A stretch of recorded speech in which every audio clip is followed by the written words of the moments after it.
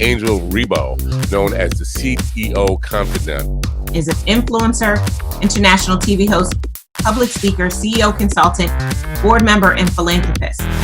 I was always doing the same thing. So I was always helping my employers to develop their businesses. I think that business leaders now need to be conscious like never before. They need to hear different messages. Angel has empowered more than 1,500 CEOs in 33 different countries and speaks 5 languages.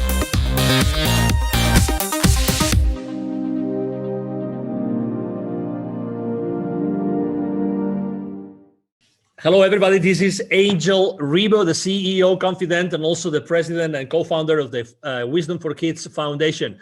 And we are here today with Neville Joffe. Hi, Neville. How are you?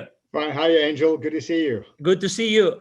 Absolutely. So for those that don't know Neville Joffe still, he is an executive educator. And, for the last 25 years, he's trained more than 20,000 C-level executives and business operators, in order to help them understand the financial implications of their business decisions. And he's done that with very, very large corporations in the world, like, Campbell Soup, Bombardier, or Hallmark Cards, and so many others. So welcome to the show, Neville. How are you today? Yeah, wonderful. Thank you, Angel. Wonderful. So let's start, because we started this series of talking about the different chapters of your book, the latest of your books, which is the Baker's Dozen Rules of Highly Successful Business Operators that you see here. And I wanted to talk today about the chapter 7, which has a very, very nice title, which is Revenues Are Vanity, Profits Are Sanity, and Cash Flow is Reality. What is behind that subtle title, Neville? Angel, over the years, I've looking at publicly traded financial statements, speaking to business owners, operators, executives, boards of companies. And the first topic that seems to arise, or the measurement of success, if you will, always seems to be, what are your revenues? Have your revenues gone up? Why did your revenues go down? The first topic of conversation is really around, do you have enough cash to survive? Are you making a profit? I'm not suggesting they don't talk about those things, but usually the first thing on the list are revenues. And often a lot of the small operators as well tend to say, well, my revenue's up, everything is great. That couldn't be further from the truth. Because revenues are vanity. What are your revenues? Person says, well, they're up by $3 million. Really? What they should be following the equation with, are you making a profit? And right. If you are making a profit, they should be asking, do you have any cash to stay alive in your business? How about your cash flow? So then, hence, that's why I came up with this chapter, Revenues Are Vanity, Profits Are Sanity. You need to make profits if you want to sustain your profits and cash flow in your business. So obviously everything starts, in sales, right? I mean, the money gets into companies through sales. So you're selling some sort of product or services. But really, as you say, sales is often used, even when large corporations are reporting to, investors, most of the conversations are around sales. Why do you think this is consistently like, the profits and revenues are consistently like a blind spot on those conversations? I think a lot of it is naivety, Angel. What happens is there's a distinct disconnect between those people.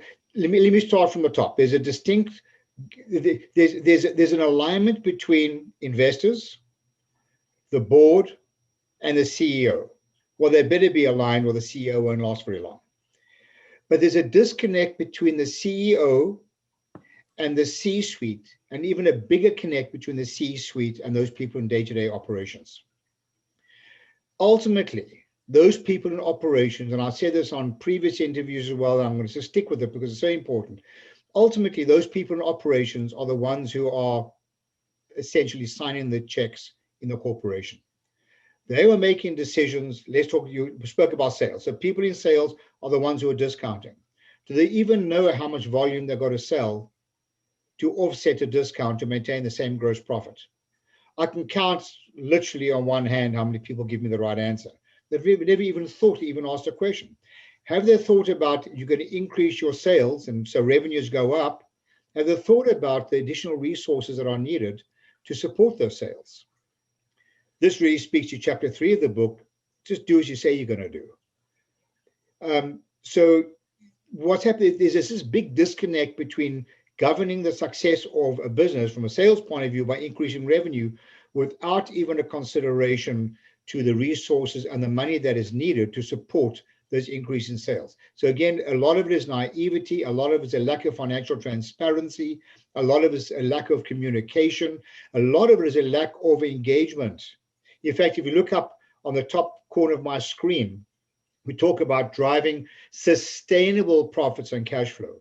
The word sustainable is the opposite word, but to do that, we need to engage our employees, we need to educate them, and only when we do that is it reasonable to hold them accountable.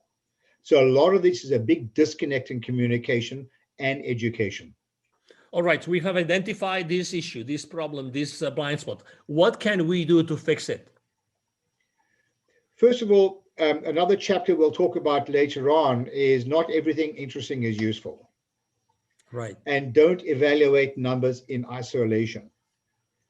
So the way to fix this is to deal with the root cause of the problem, not the symptoms, and not to keep doing the wrong thing more efficiently. We need to do the right thing more effectively. And the right thing is to, number one, have sufficient financial transparency that everybody knows what's going on. Number two, to ensure that people can connect operational behavior to the ultimate reason why we're in business, which is to drive sustainable profits and cash flow. Otherwise, they're operating in a vacuum. They're looking at numbers in isolation. That is the root cause of the problem. So if people get educated, understand the implications, and learn to communicate with each other through engagement, that is the root cause of the problem. I'm not suggesting it's a perfect solution, but one thing's for absolute certain, it will resolve a lot of issues. You know, often when I've worked with these large corporations, Angel, and we're customizing our training programs, our business literacy training programs, I'll often hear that the company has a lot of problems. By the time I'm finished customizing it, they realize you don't have a lot of problems. You have a lot of the same problem.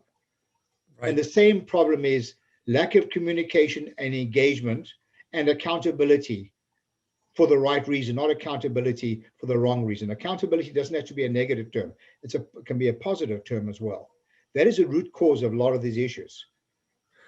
So according to your experience, what happens after you deliver that education, that training? What do you typically see that happens immediately in that company, that organization?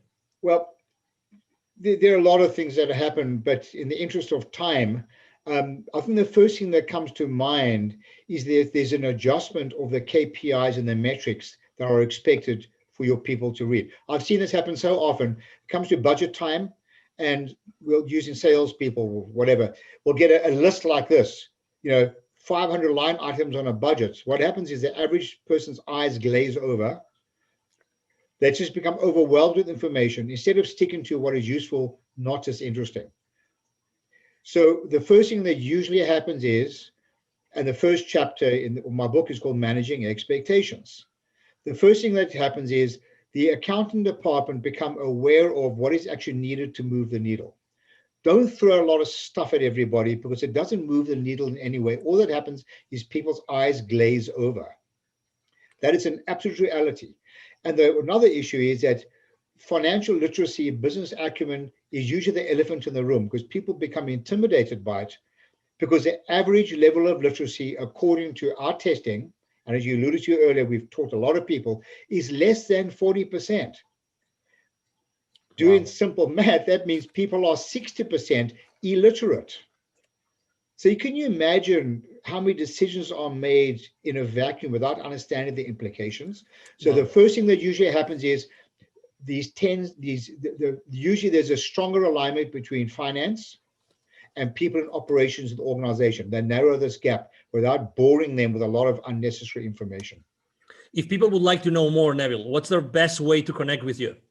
Oh man, I love a good debate. Just contact me at my email address, Neville, that's Neville, at bizwisdom. That's bizwisdom.com. Neville at bizwisdom.com. I'd love to chat with you and take us to another level. Excellent. Thank you very much for being with us today, Neville. It's been a pleasure. And for everybody, watching us today, thank you for being with us today. I'm sure that you have enjoyed this conversation with Neville Joffe as much as we have, and hope to see you soon in our next show. Have a wonderful day. Goodbye. Thanks, Angel. Thanks, everyone. Bye. Thank you so much for watching our show today. The entire team of the CEO Confidant appreciate your time and attention. If you think that you are a good fit for the CEO Confidant TV, please connect with us on LinkedIn. We hope that you enjoyed today's show as much as we did. See you soon. Angel Rivo, the CEO Confidant. Email address angel@angelrivo.com. Don't forget to follow me on LinkedIn. Thank you.